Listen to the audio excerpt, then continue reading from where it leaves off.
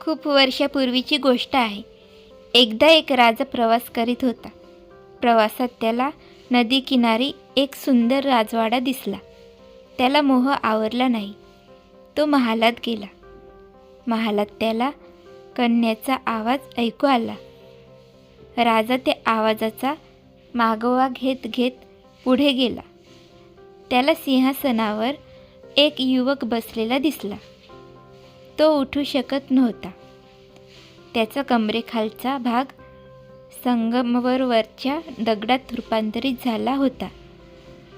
राजाने विचारले की कोणी त्याचे असे हाल केले आहेत. तो युवक स्वतःची गोष्ट सांगू लागला. तो एका काळ्या प्रदेशाचा राजा होता. काही दिवसापूर्वीच त्याचे एका सुंदर मुलीशी लग्न झाले होते. लग्न झाल्यावर त्याला कळले की ती तरुणी जादूगर असून तिला नवऱ्याबद्दल अजिबातच प्रेम नव्हते. एके दिवशी त्याने या जादूगिरणीचा सर्वाधिक विश्वासू नोकराला शिक्षा केली. तो अर्धमेला झाला. ते बघून राणीला राग आला. तिने राजाला जादूच्या सहाय्याने लगेच अर्धा माणूस आणि अर्धा दगड असे रूपांतरित केले. तिने जादूने नोकराला ठीक केले. राज्यातले सर्व नागरिकांना तिने पाण्यातील माशांमध्ये रूपांतरित केले.